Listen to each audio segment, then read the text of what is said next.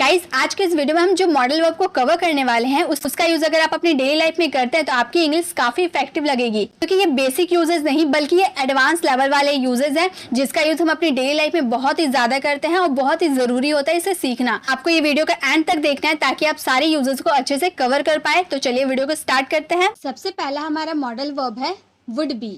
Would be का Hindi meaning होता है कर रहा होगा या हो रहा होगा। अब देखिए यहाँ पर गागेगी देखकर आपको ये लग रहा होगा कि ये तो फ्यूचर का है, क्योंकि हम लोगों ने टेंस में सीखा है गागेगी आएगा लास्ट में, यानी कि वो फ्यूचर का है।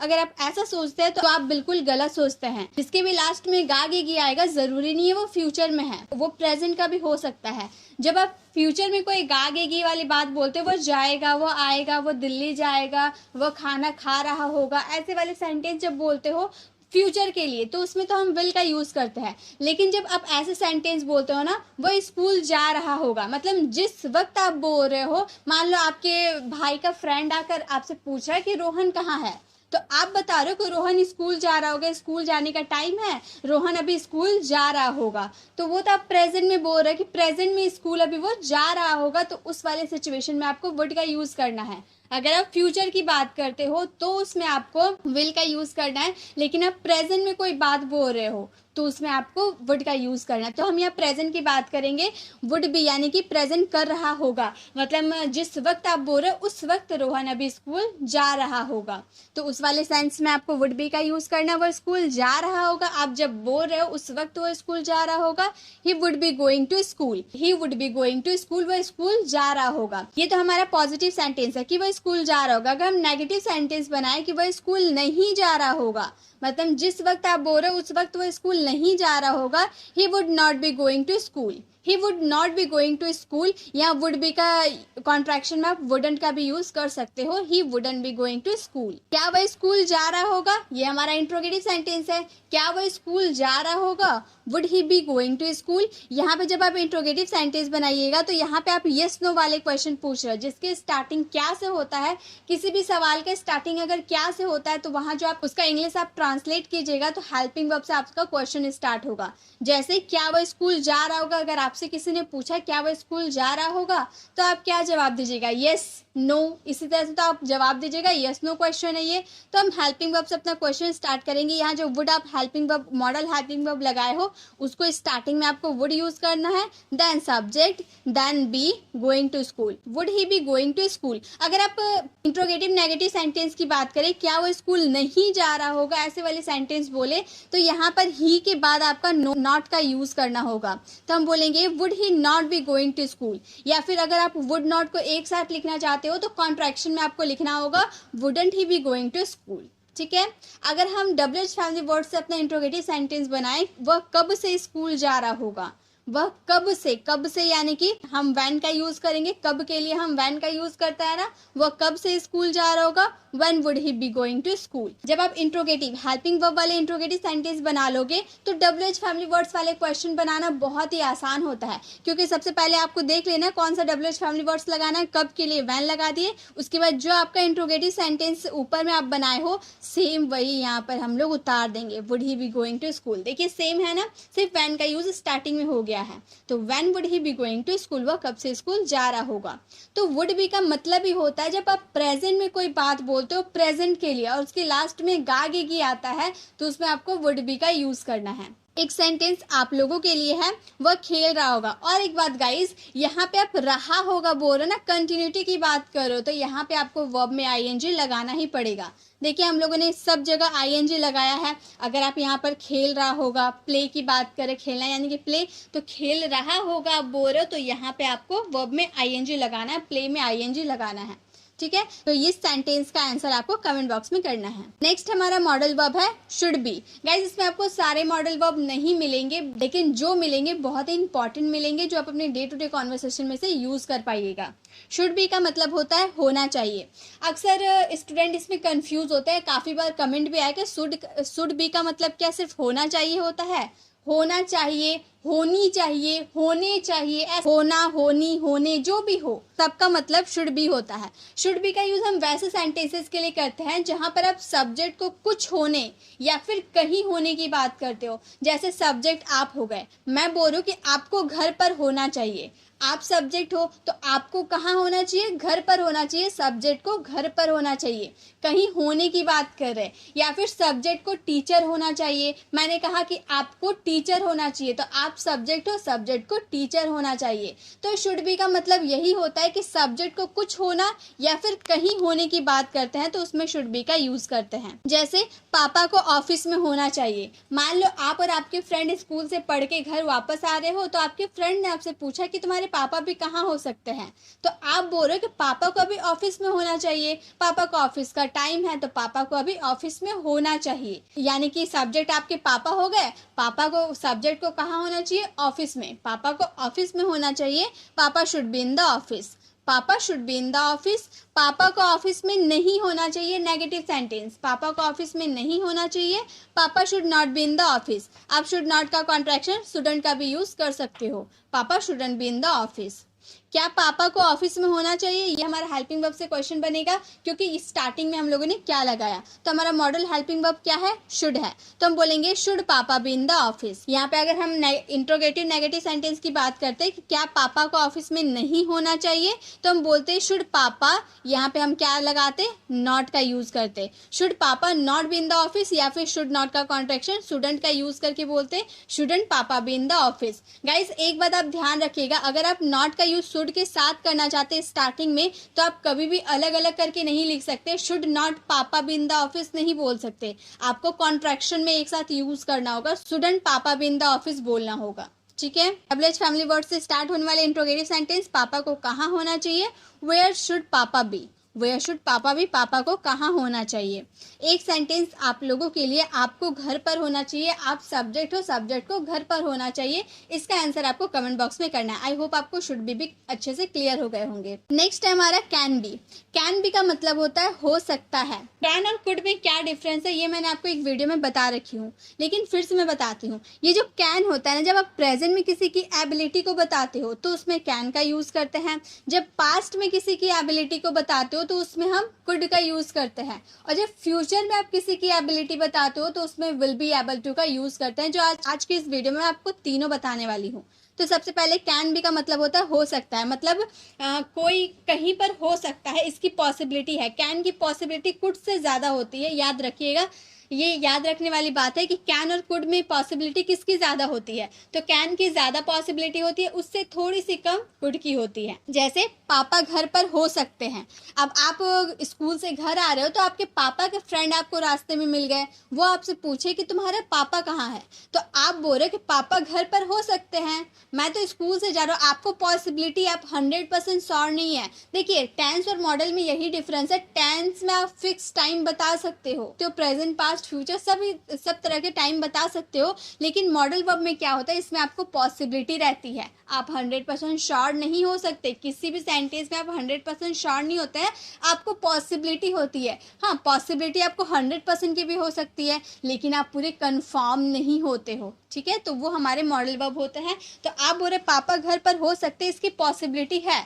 हाँ मुझे हाई पॉसिबिलिटी है, लेकिन फिर भी तो संभावना ही है ना, आप पूरे अच्छे से तो नहीं हो, पापा घर पर होंगे ऐसा सेंटेंस तो नहीं बोल रहे, पापा घर पर हो सकते हैं, बोलेंगे पापा can be at home, papa can be at home, पापा घर पर हो सकते हैं। नेगेटिव सेंटेंस, पापा घर पर नहीं हो सकते हैं, papa can not be at home, papa can not be at home, या फिर कैन नॉट का कॉन्ट्रैक्शन कांट हो जाएगा, पापा कांट बी एट होम। क्या पापा घर पर हो सकते हैं, can papa be at home, can papa be at home. जब क्या से स्टार्ट करेंगे तो कैन का यूज स्टार्टिंग में कर देंगे। जब आप इंट्रोगेटिव नेगेटिव सेंटेंस की बात करें, क्या पापा घर पर नहीं हो सकते हैं, तो आप यहाँ पर कांट का भी यूज कर सकते हो, या फिर अगर आप यहाँ पर कॉन्ट्रैक्शन कैन नॉट का कॉन्ट्रैक्शन नहीं करना चाहते हो तो पापा के बाद आप नॉट लगा सकते हो। यहाँ पर इस तरह से भी बोल सकते हैं, कैन पापा नॉट बी एट होम, या फिर कांट पापा बी एट होम। इस तरह दोनों तरह से आप सेंटेंस को बना सकते हो। डब्ल्यूएच फैमिली वर्ड से स्टार्ट होने वाले इंट्रोगेटिव सेंटेंस, पापा कब से घर पर हो सकते हैं, when can papa be at home,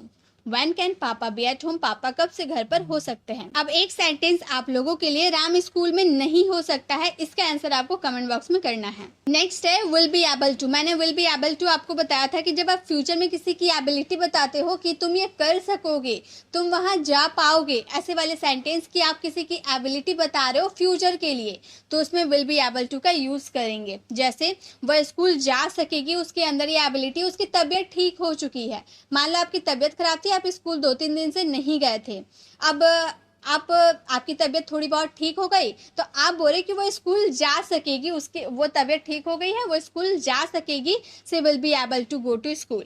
C will be able to go to school, वो स्कूल जा सकेगी। वह स्कूल नहीं जा सकेगी, she will not be able to go to school. She will not be able to go to school. Will be का contraction won't का भी यूज कर सकते हैं। She won't be able to go to school. अब interrogative sentence, क्या वह school जा सकेगी? Will she be able to go to school. Will she be able to go to school. या फिर आप क्या वह स्कूल नहीं जा सकेगी, विल नॉट का यूज कर सकते हो, won't she be able to go to school. वह कब से स्कूल जा सकेगी, हमारा double family words. When will she be able to go to school? When will she be able to go to school? वह कब से स्कूल जा सकेगी। एक सेंटेंस आप लोगों के लिए मैं आपकी मदद कर पाऊंगा, इसका आंसर आपको कमेंट बॉक्स में करना है। नेक्स्ट है कुड बी। अब कुड का यूज कब करेंगे? जब पास्ट में किसी की एबिलिटी को बताएंगे तब। कुड बी का मतलब होता है हो सकता था। कैन बी का मतलब क्या था? हो सकता है। प्रेजेंट में कोई कहीं हो सकता है, प्रेजेंट में आप बिजी हो सकते हो, पापा घर पर हो सकते हैं। लेकिन जब आप पास्ट की बात करोगे कि पापा घर पर हो सकते थे,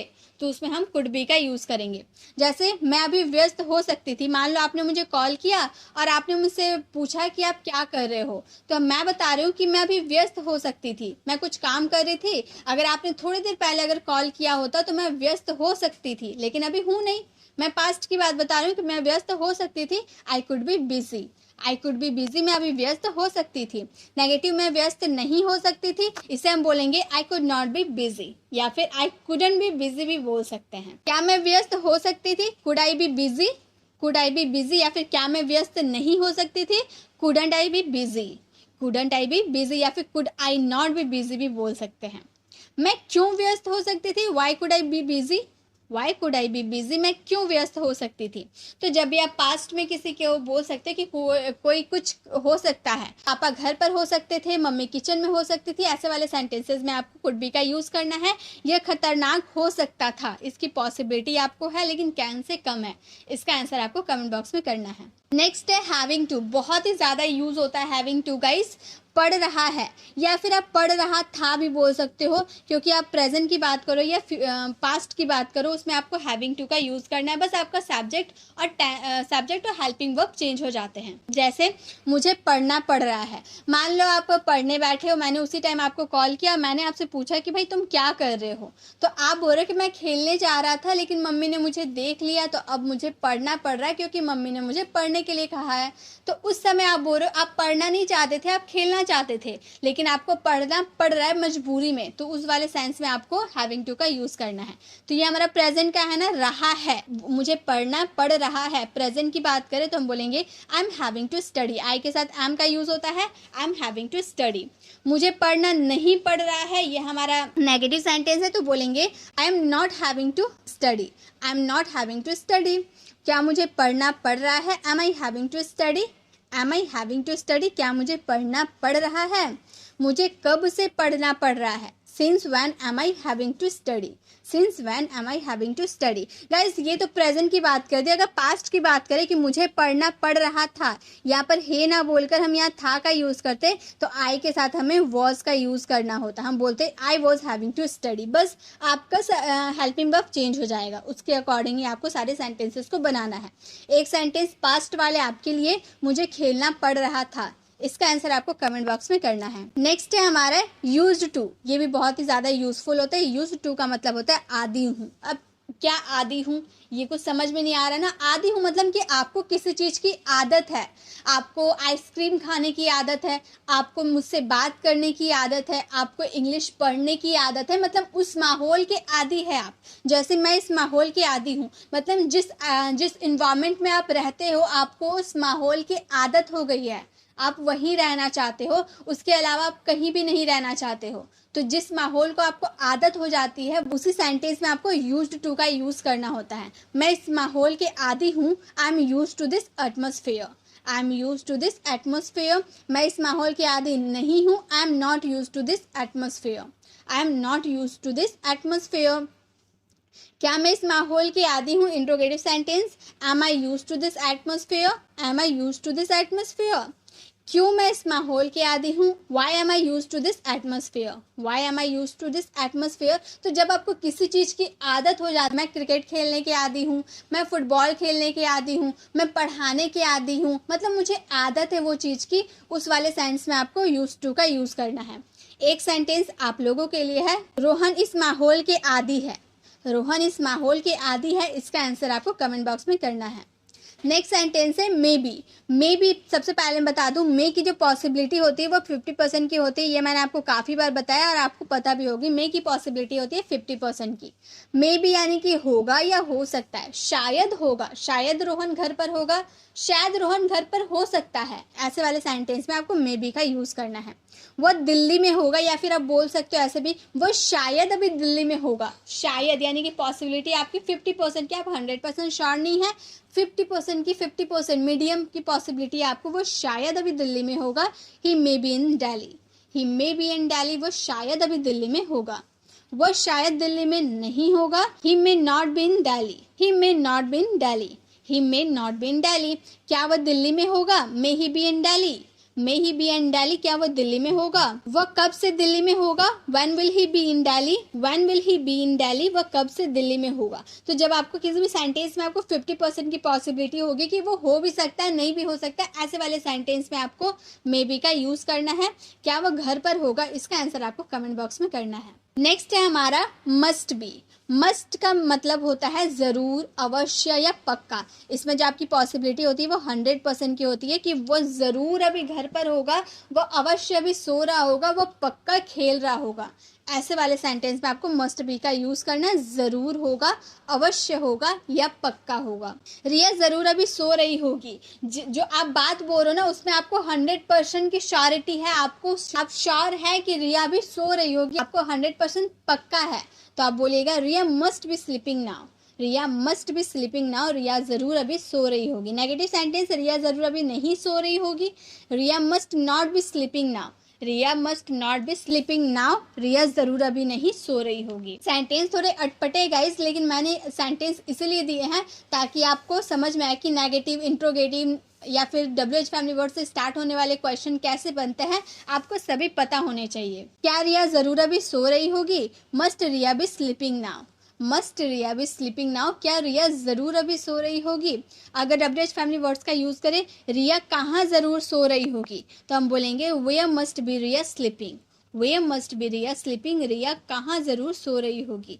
तो जब आपको 100% की श्योरिटी हो, आपके सेंटेंस में ज़रूर, पक्का या अवश्य आए, तो उसके लिए आपको मस्ट बी का यूज़ करना है।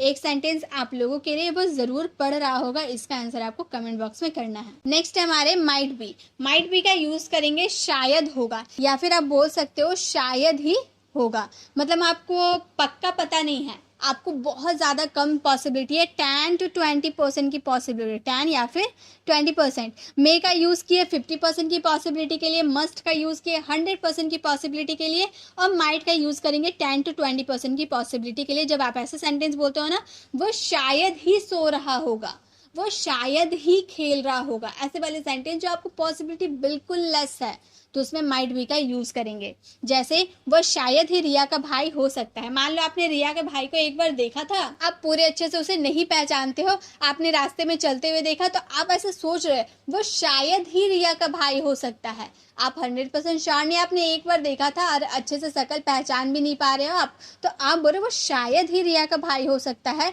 He might be Riya's brother, he might be Riya's brother, वो शायद ही रिया का भाई हो सकता है।